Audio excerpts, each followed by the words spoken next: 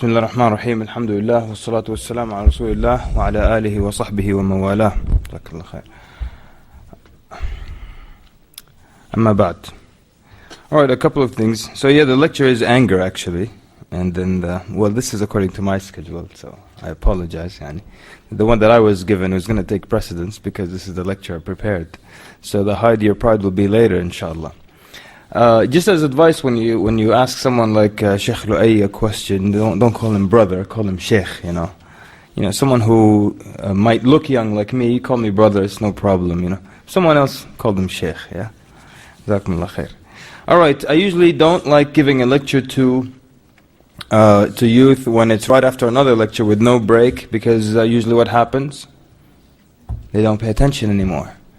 Attention span drops, and they're like, we need a break. They want to push the reset button, huh? So, so let's just start with two jokes, just to get people to wake up a little bit, yeah? And of course, you know, I can recycle some of my old jokes that you haven't heard. So these are my jokes from Calgary.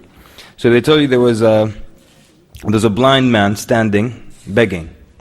So someone comes up to him, he says, you know, I want to give you some money, but I'm just not sure if you're blind, you're really blind or not. So is there any way you can prove it to me? So the blind man said, yeah, that's very easy. You see that red car parked over there? The man said, yes. He said, I don't.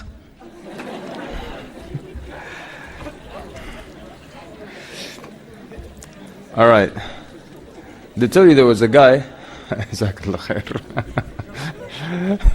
there was a guy, they tell you, you know, his mental faculties weren't 100%, not a very bright guy. So he was in the 10th floor of a building, he looked down, he saw a guy standing down, he looked like really small, you know. He saw a guy standing. So then he goes down to the 5th floor, he looked over, the guy looked a little bigger. So then when he goes to the ground floor, he found the guy, so he went to him and hugged him. How are you? How is everything? The man said, excuse me, do you know me? He said, I've known you since you were this big.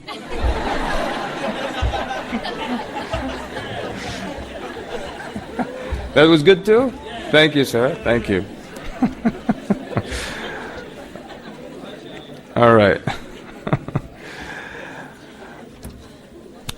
All right, people. So we're supposed to talk about anger, you know? And I'll tell you something, like sometimes when we prepare a talk like this, anger, like I always ask myself, do youth care about anger? Do youth really care about controlling their anger? And I don't have the answer that I'm really genuinely asking. Like, do young people care? Like, do people realize, like, I've got a bit of an anger issue, and I probably should do something about it? Anyone really care about their anger issue in here? Probably don't want to put your hand up, but I mean, I just want to know if youth care, that's all. Or is it just a topic so we feel we did something Islamic, we spoke a little bit about patience, about the shaitan, about anger, then everybody goes home and starts losing their temper? Or is it like we really, really care about anger? Because many youth have anger issues, and they just let it go unchecked. Like, I want to believe that there are youth who know that they've got anger issues and they're like, you know, I need to fix this issue. Most people just admit they have a problem, which isn't bad if you admit it. They'll say like, yeah, I get angry. Like, okay, you don't want to do anything about it? They're just like, oh. You know, you watch kids when they play video games and they lose, how angry they get. You know, they lose and they want to break the controller, but it's too strong for them. They're just like, so, or siblings fighting with one another, and I mean physically fighting. They get so angry and they just jump at each other and start fighting. You know, or you know, two sisters, meaning siblings from the same mother and father, they'll fight against each other. And they actually, psychologists tell you that you get angrier with your siblings, your brothers and your sisters from your family, because you need their acceptance more so than any. Like if some stranger in the street said something nasty to you, you don't get that angry because you don't need the acceptance from that person. But psychologically you need acceptance from your brothers, your sisters, your close family, and that's why when they disapprove of something you do, you get very angry with them. A lot of kids get angry with their parents, you know, they become very rude and say rude things, you know, sisters will say rude things to their mother, you know. And, you know, I was in one of these cities, and this mother brings her son to me, and this little kid's like 11 or something. And she says he has severe anger problems. Like he gets really, really angry, you know. And I was telling the kid, like, okay, do you want to fix this problem? He's like, yeah, but I just get very angry. And he gets angry over really, really dumb things. You know, a lot of times, and psychologists tell you that people like to feel angry because it gives them a feeling that they're in control. So, you know, things are going wrong, so you just get angry, yell at this guy, yell at that guy, and you feel that you're in control of the situation. Well, in reality, really, that's a false sense of control. You're not in control of anything. The situation is as is, but you just got angry, yelled, and you feel that you're in control. So, you know, maybe sometimes kids will feel that they're in control when they're angry, and they feel that, you know, and they don't want to do anything about fixing it. You know, one way to fix anger, I know some parents who have used this, basically a vertical drop for the child that results in collision between the father's knee and the child's tailbone. You understand? يعني a beating, يا أخي. A beating. Drop the kid, bam, knee to the tailbone. Drop him again, bam, knee to the tailbone. It actually works very well for anger problems. I know you're not supposed to say these things. Be patient. No, smack the kid. It's all right. I'll tell you. I'm one of those people. I'll tell you, smack the kid. It's okay. It's okay. It cures anger problems. I had an anger problem when I was a kid. My father fixed it. 3 steps. 1, and then 2, 3. I came out of the room. I was like, hello. Khalas. Took care of the problem. I'll tell you some therapy that I watched on television, yeah? This little kid who had anger problems. This little kid was like 7 or 8 years old. Yeah, and just one smack and it's over, you know. But this 7 or 8-year-old kid, and so he has an anger problem. So his parents, being the good parents that they are, took him to therapy. And so they bring him in, and the therapy now is trying to get the anger out. Alright? And I'm sorry, but I don't actually, and not that I'm a psychologist or anything, but I don't agree with this whole thing of getting the anger out. That's like saying, I'm going to get all my sleep now, so for 3 days I don't have to sleep. That's not how it works. Like, you in 3 days will get, or in half a day, you will start to feel sleepy again. You know? Or like saying, I'm going to take a good shower now, very strong scrubbing, so I don't have to scrub take a shower for a week. No. After 2 days, people are going to be like, Assalamu alaikum, brother, how are you doing? So, you can't get anger out so you don't get angry later, because anger happens as a response to situations. Yeah. So this therapist thought, let's get the anger out of this kid's system. Like it's bottled up and then it comes out. So then they would bring him down, and the therapist would hold the kid, and then the parents would hold the knees, and the legs would all sit on the couch and grab this child. In the first session, the child was like, what is this? He's being grabbed, he can't get loose, so he starts to scream and get the anger out, you know.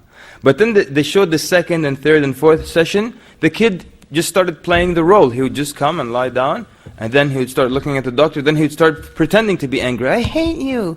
Ah. I was like, mashallah. So this is the therapy now. Like I said, the better system, drop, bam. Drop, bam. Okay. Yeah. I'm all for beating kids, you know. I love that. You know, I used to teach this kid, yeah? And he was, it just happened that he was Somali. It was nothing according to this situation. But, you know, he was just really disrupting the class. And I just wanted to, you know, hurt that kid. So the father comes to me, and I complain to the father. This kid does this. So his father tells me, he does that again. Beat him. I said, yeah. I said, okay. I told the kid, I want you to misbehave today. I want you to misbehave. Today I don't want you to be a good student, because I'll show you what I'll do to you. I'm going to now skip the part of what I did to this kid, just for legal purposes, yeah? But you know, what I love that it's actually, we have an opposite thing. In Somalia, they say, take the bones to the teacher, right? Well, probably some of you don't know this because you're Canadian Somalis, but back in the good old days in the country, when you take the kid to school, you tell the teacher, take the bones and give us the flesh. What does that mean? Yeah, and the teacher can beat him, break his bones. Just give us some skin at the end of the day. And in Sudan we have the exact opposite. When you drop your kid off to the teacher, you say, take the flesh, just give us the bones. Yeah, meaning whip him until all the flesh is gone, just bring us bones. Alright, so enough with the cruelty now. Let's get back to our topic. So basically what I was trying to say is that, a lot of kids are rude to the parents. They don't want to fix this anger issue. They kind of accept the situation. They might feel in control that they're angry and so on. So we're going to talk about different types of anger, but I want to start by talking about what's so bad about anger. All right? The bad thing about it is that you lose control when you're angry. You lose control, and you lose control of what you say and what you do. So you say things that you later on regret. You might hit people or insult them and say very hurtful things to them. I've known many people who will beat their younger brother or sister, and then later on they'll cry when they realize what they did. Notice what I said, realize what they did. It's as if they were a different person. They go into this cloud of anger and they don't know what they're doing anymore, and they just beat people senselessly. And then later on they realize that what I did was wrong. It's like another person now. It's kind of like Dr. Bruce Banner, right? He becomes the Hulk, destroys things, beats people up. Then later on he's like, what happened? And he's all miskeen and tired. And same thing. A lot of you in here, you're like the Hulk. You get angry, you turn green, you beat people up, then later on you're like, what happened? They have to show you a video of what you did to people, because you forgot. So you lose control when you get angry, alright? And it's also interesting, they say what happens to you, physically, when you get angry, your heart rate increases. Why does your heart rate increase? Your body's getting ready to move. And your adrenaline also the level of adrenaline increases in your blood, and there is an increase of the blood flow to the hands. Isn't that interesting? When you get angry, all these things that I mentioned, and the blood flow increases to the hands. Why? Getting ready to smack people. Yeah. Your body's getting physically ready for the outcome, and even your body knows the results of anger. That you're going to have to move, so your heartbeat starts increasing, and blood flow starts going to your hands. So they become bigger like the Hulks, right? And you're ready to hit somebody. So this is a problem now. So your body gets ready to physically hit people, and you lose your mental faculties in a sense. So this is a recipe for disaster. This is a very bad thing. And they also told you that it causes the loss in your self-monitoring capacity. What does that mean? And your ability to control yourself or to monitor what you're saying, what's happening. And that's why you find many people, they get upset, they get very angry, and they divorce their wife. They say all kinds of things when they're angry because they can't control it. And Islam even realizes that they can't control it, and that's why, if in cases of extreme anger, the man that if he says to his wife, I divorce you, it's not counted. Because Islam knows that people get to that state where they don't know what they're saying.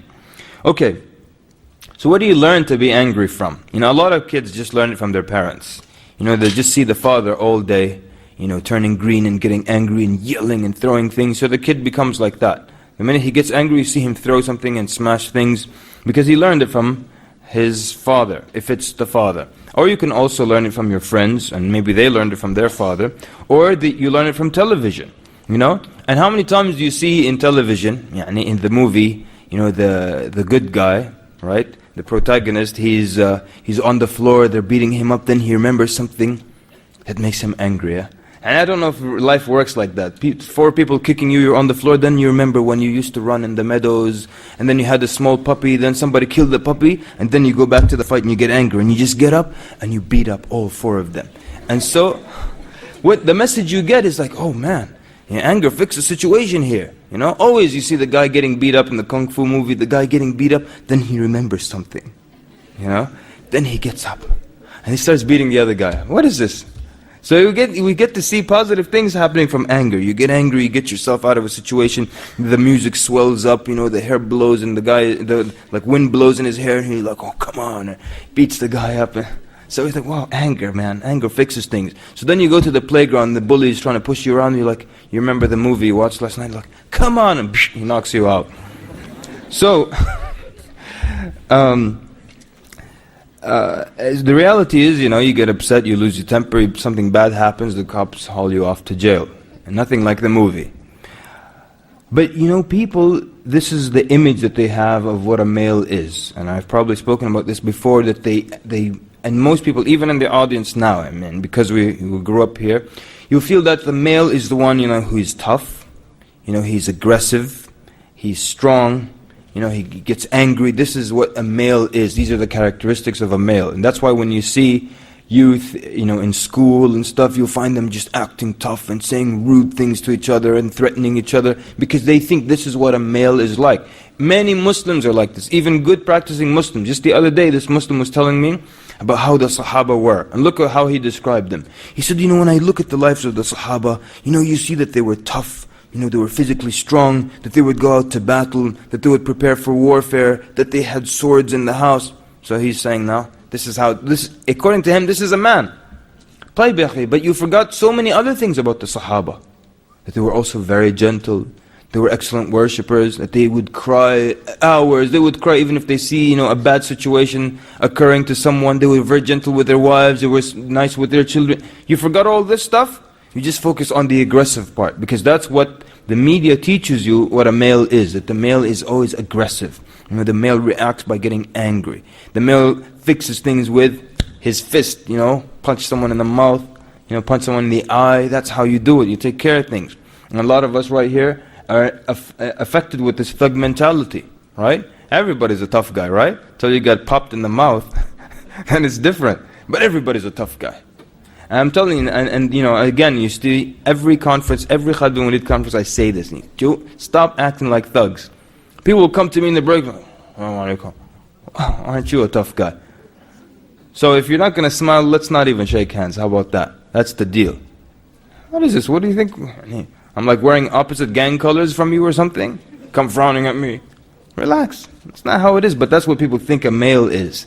They think to be strong is to be male. So the Prophet ﷺ tells us something about strength and anger. He said, لَيْسَ الشَّدِيدُ بِالسُّرْعَةِ. The strong one isn't the one who can out-wrestle other people, isn't the one who can strike people. That's easy, actually. So what is the strong person according to the Prophet ﷺ?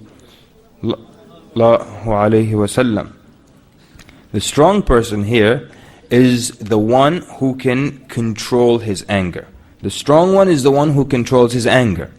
So those of you who can't control your anger, you're not strong, I'm sorry. Even if you wear these thug things and gloves that are cut off here and sunglasses and you do your hair like that, you're not strong. The strong one is the one who controls his anger. People can lose their temper, that's very easy. It takes someone with a lot of control. Everybody with me? You see what happens when you have a lecture right after the other? People get bored. You want to hit the mute button so I could shut up. Or the reset button. Sisters, I don't know what's so important. Listen to what I'm saying, please. Stop talking. So, a man came to the Prophet ﷺ. So we already learned what? That the strong guy is not the one who out-wrestles people or hits people or physically. The strong one is the one who contains his temper. A man came to the Prophet ﷺ. He said, advise me, give me advice. The Prophet ﷺ tells him, لا تغضب. He asked him again, give me advice. He said, لا تغضب. Do not get angry. And control your temper. Do not get angry. This was the advice of the Prophet ﷺ. There's also another hadith that shows you the reward for controlling your temper. So sisters, pay attention to this hadith, please. The Prophet ﷺ said, whoever controls his anger while he's able to react, it doesn't mean like the school bully comes, takes his lunch money, pushes you in the face, and you're just like, I'm controlling my anger. No, you actually hear you. There's nothing you can do here because he's much bigger and you're small and so on. But what it means is that you're able to react. You can do something about it, but you control your anger. It doesn't mean that you're dealt with unjustly here, but you have a situation where you can control your temper and you control it. Now you have to get a great reward, right? So it says on the day of judgment, hadith, the Prophet ﷺ says, on the day of judgment, Allah will call him in front of everyone to get first pick at al-hur al-ain. Yeah? Good man, I see you smiling. Excellent. I just saw teeth in the dark there. Excellent. Just kidding. Now, I said pay attention to the hadith, sisters, because the hadith is in this situation mentioning the reward a man will get for keeping his temper. Now, if we don't have a hadith that mentions the reward a woman gets, does that mean you don't get a reward from your Lord? Yani, wallahi, one time I was saying this hadith, there was a sister in the back, she was like smirking. Attitude. Yani, you think Allah Azza wa Jal, your Lord, will be unfair to you? That a man controls his temper, he gets reward, but a woman doesn't get reward? So even if there isn't a hadith mentioning it, no, for sure. For sure, how could you think Allah wouldn't give you a reward? So even for sisters then, whatever you do, and you control your temper, you will get your reward from Allah. But this specific hadith, the Prophet ﷺ is mentioning the reward for the man. So, a number of things about the hadith. First of all, you see the reward is great. And whenever the reward is great, that means the thing being done was great. So to control your temper is not easy, people. You got to put effort into it. So, because the man controlled his anger here and his temper, he could have reacted, but he didn't. On the Day of Judgment, notice, he'll be called in front of people to pick. So he'll be like, you, come here. Ooh, I like, you, come over here. Oh yeah, baby, come over here. Hey, it's all halal back there, I mean, at that point, right? So it's all good. He'll be like, and everyone else will be jealous, like, don't pick that one, I wanted that one, man, why are you picking that one? He'll be like, you. Yeah. You in the back of, no, not you, the one next to you. Oh yeah. So, now, so notice he's called in front of everybody. Why is he called in front of everybody? Because even if you're getting a good reward or an award, when it's done in front of people, it makes it better. Brothers, you with me? Yeah? Thank you. So, it makes it better when you're given your reward in front of people. So tell me now, which is better? That, for example, your school principal calls you into his office and he gives you this nice plaque, with your name in gold letters and nice wood and polish, and he's like, we wanted to give you this because you have very good behavior. He gives it to you in his office and you just go home with it. Or you think it might be the same prize, but greater if he calls you in the auditorium in front of the whole school. And he calls you, Abdi, come in front of everybody, and he gives you this reward in front of everybody. Which is greater? No doubt, the second one. In front of people, it's greater. So the person will be called in front of people to make the reward even greater, and he's going to get his first pick. And I'll do it one more time because I know you want to see it. You, come on. You over there. Yeah, baby. All right. So this is a great reward you get for controlling your temper. There are kinds of anger where you also look back at something and it makes you angry. You look back at an incident that's something that happened in your life. So for example, something, whatever it is, a bad event or something that happened to you, some injustice that was done to you. So every time you look back, you start to get angry, and you constantly remind yourself of when that happened, and you stay miserable and constantly angry because of that thing. So here they tell you, first of all, why would you look at a few moments in the past, and it could have been 5 or 6 or 3 years ago, why would you look at something that happened in a few moments in the past and just keep yourself constantly angry, present and future, because of a few minutes that happened in the past? So they tell you to ask yourself, will your anger today change anything that happened? It already happened, the milk was already spilled. Is it going to help you if today you keep getting angry because of something that happened in the past? Will it bring anything back? Is there any benefit to you just looking back and staying angry? Will it bring anything back? Or, so instead they tell you, think about how you could prevent something like this happening again in the future. Or how you could probably react correctly next time if this happens in the future. But don't keep looking back at events that happened, whether it's in your childhood, whether it's abuse, and just keep hanging on to them and making your present and future life miserable because of something in the past. Deal with it in a better way. Yeah? And so this is the type of anger that you shouldn't keep bottled up, and just deal with it and ask yourself these questions. And does it help me now to stay angry because of this incident that happened a long time ago? And then of course there's the anger. So this is anger related to a past event. Then there's the anger related to something that happened now or is about to happen, or a reaction to something. And here we have some remedies from the Prophet ﷺ. And as we go over them, a lot of you might know them. And so if you know them, act upon them. Okay? If you know them, act upon them. What is the value of the Prophet ﷺ telling you something, and you know it, and it's the remedy to a situation, then you get into the situation and you don't use it? It doesn't make any sense, right? It's just like any skill you get in this life, Well, any amount of knowledge you get it so you can use it. And the guy studies surgery for years and years and years. Then they bring a guy in front of him, he's like, okay, what should I do now? You will use what you learned, right? You learn whatever kind of skill in driving and what kind of situation. You get into a dangerous situation, use that skill, use that knowledge to get out of the bad situation. So you learn this from the Prophet ﷺ. Do something about it. Do something about it. Many people like to keep their anger unchecked because, like I said, it makes them feel that they're in control. You know, this starts going bad, he starts yelling and this, and he feels like, okay, I took care of the situation. You didn't. You lost control now. You didn't control the situation. So, the Prophet ﷺ walked by two men who were angry at each other, and one of them, his veins were popping, he was getting very angry. So the Prophet ﷺ said that there is something that if he said it, it would take away that anger. What was that? أعوذ بالله من الشيطان الرجيم. Seek refuge with Allah from the shaitan. Because what's one of his things is to cause problems between people. To get you angry at this person, to get that person angry with you to the point where in the end it ends with fighting or killing or bloodshed or whatever it is.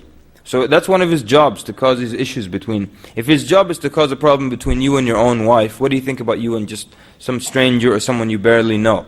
He's going to try to cause problems as well. So seek refuge with Allah from the shaitan. That's one thing. So next time you get angry, do that. You know, you're playing a video game, you get shot, you're like, أعوذ بالله من الشيطان الرجيم. Try it. And why did the Prophet ﷺ give us this remedy? Why are we all gathered here and listening to a lecture? To know a remedy and not use it. So when you get angry, do that. Say, أعوذ بالله من الشيطان الرجيم. The Prophet ﷺ said also one thing you can perform is wudu. So some of you know that. But how many people have ever done that here? You got really angry and then you went and made wudu. I want to see here. Okay, 3 people and 1 sister. 3 people and 1 sister. But most of us, probably more than 4 people in the room knew this hadith. You get angry, you make wudu. Prophet ﷺ said that the water of wudu, it puts out your anger the same way water puts out fire. Wudu puts out your anger the same way water puts out fire. So we know this. Do it. Do it. I remember one time I was so mad I made wudu twice. Yeah, let's do it. Put it out. Better than knocking someone out, right? Tough guys, whatever. So 1, أعوذ بالله من الشيطان الرجيم. 2, you make wudu. It helps. 3, something else the Prophet ﷺ said to us. And then later on we find psychologists say the same thing. And it's sad that when we find the psychologist will say something. Okay. So then we're like, oh wow, but the Prophet ﷺ said it 1,400 years before. So the other thing you do is you change your position. The Prophet ﷺ said if you get angry, if you're standing, sit down. If you're sitting, lie down. Stand up, Simon says, yeah boy. If you're sitting, you lie down. If you're lying down, go to sleep, Thank you. There's nothing beyond that, right? But the Prophet ﷺ is saying change your physical position. And subhanAllah, now psychologists say the same thing. Even they say if someone is being stubborn or rude or anything, get them to just move from one place and sit at another place. Because changing your physical body position helps change your mental condition as well. And there's a big link between the physical condition and the mental position, or the other way around. Because and you know that from salah and from other things, that the position you're in helps you get into that state. So you've changed your physical position, as advice given by the Prophet ﷺ. So isti'adha, wudu, changing your position, moving from one place to another, or sitting instead of standing, and then lying down in front of sitting. And then that will decrease your chances of springing into action, right? Because it's easier to, the backhand can fly out easily if you're standing, a little bit more difficult if you're sitting, a lot more difficult if you're lying down, correct? And then also to remember Allah Azza wa Jal. But now realistically, who does this? Yeah, but it works. But who does it? But as a point here, when someone is extremely irate, don't keep telling them while they're angry and yelling and cursing. Don't keep telling them, remember Allah. Remember Allah while they're yelling and cursing. Remember Allah. What do you think might happen? What do you think might happen? They might curse Allah. Yeah. So the scholars say, look, if someone's extremely angry, don't just keep saying, remember Allah, he might just curse. So you use your, but for yourself, use that. Make dhikr of Allah subhanahu wa ta'ala. Okay, because the time is out, I'm going to mention the type of of anger that is allowed? Is there any time when it's allowed to be angry? Naam? For what? For the sake of Allah Azza wa Jal, right? So if you're walking by and you see in the street and then you see some kafir pull a sister's hijab off, don't say no. The Prophet said, La taghdab. Oh, don't get angry. Now you're going to be calm, my friend? No, here you can get angry, you know, and do all that stuff in the movie, and the wind will blow in your hair, and you take off the sunglasses, all that stuff. Now you can do it, mashallah alayk. Now you can be the thug. People are thugs at the wrong time. Now you be the thug. You know, you do all that thug stuff, take your thing off and come in the guy's face, get all up in his face, as they say, you know, and ask him those constant ridiculous questions, what's up, you know, all that stuff. You guys know, you don't need to learn this from me, you know what to do, right? So now you can get angry. Someone insults the Prophet ﷺ, you don't say, no, Islam tells us to get angry now. Yeah, insult the Prophet ﷺ, how dare you? Yeah. So this is when it's for the sake of Allah. It's all good, as they say. Just, you know, react within the allowed. And then the last thing, quickly, I want to say, do not be angry with your brother or your sister for more than 3 days. So you're supposed to not stay angry with your brother for more than 3 days. So then at that point, you go and you make friends, and the best of you is the one who will go and reach out to the other first.